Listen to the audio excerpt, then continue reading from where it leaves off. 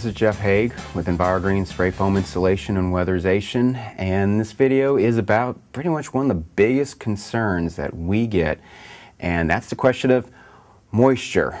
Or here's a really good one. Whenever we invest a lot of time on the radio on Saturdays educating people about best installation practices and building science and energy code and building code and the do's and don'ts of spray foam and among all installations. And one of the most popular calls, or most common calls we get are probably about moisture. And the call will go like this: I don't know about that spray foam installation. That makes moisture, makes my house full of moisture, and moisture just comes out of that spray foam. Correction. Moisture does not pop out of plastic. Spray foam insulation is nothing more than basically a cellular plastic is what it is. It does not make moisture, it does not produce moisture. Moisture comes from outside, always trying to get into your house. Moisture was never an issue until we started air conditioning houses. As we started air conditioning our houses for comfort, then we created a vapor drive inward. As we cool something, as we cool and dry something, laws of physics state that water vapor moves from high concentration to low concentration, and therefore as we dehumidify and air condition our homes, we are creating a vapor drive inward. So with that said, talking about moisture in an attic, well, that foam made moisture appear in my attic, or an AC contractor quite often will have that argument. And the fact is, the moisture didn't pop out of nowhere. When you spray foam in your attic, we want a sealed, tight envelope. One of the reasons we do a depressurization test or blower door test on our new construction houses, and some of our retrofit attics that we do, we will also do a blower door test on it to verify that the attic is tight. But in a case like this, just for example, this was a patio porch that extended outward, but a wall was built around this and we foamed down the wall.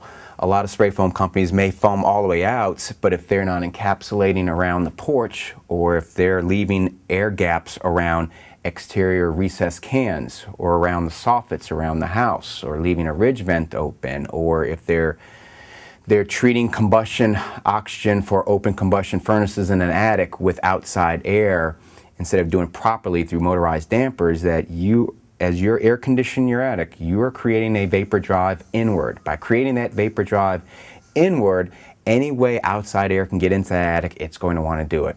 So the point being, if it's a perfectly tight sealed envelope, or as realistically as best as we can seal it, just like we want to make a tight house, then you are not going to have that moisture problem. The moisture problem is there because the spray foam company did not seal something properly. As far as the rest of the house goes, we hear the big argument that moisture that the spray foam will create a higher relative humidity in the house. Not true at all. This is where we work side by side with the licensed HVAC contractor to talk about and discuss and give him the proper information so he could put in the proper inputs into a manual J load calculation, which is required by building code to do that on your new construction. And that manual J load calculation will let that HVAC contractor know exactly how many BTUs of cooling is needed for latent removal, which is your moisture, and the drop sensible temperature, which is a sensible heat, which is your temperature of the house. And when those figures all go into a manual J load calculation, that'll state exactly how large or how small that AC unit is supposed to be. If the AC unit is properly sized and the house is properly sealed, and that's our job to do that for you, then we know that you're not going to have a moisture problem. Because you can have a moisture problem also with cellulose house, with a fiberglass house, with anything. You could put in an oversized unit for any other traditional insulation that's used instead of spray foam, and get get results of a moisture problem if it's not properly sized.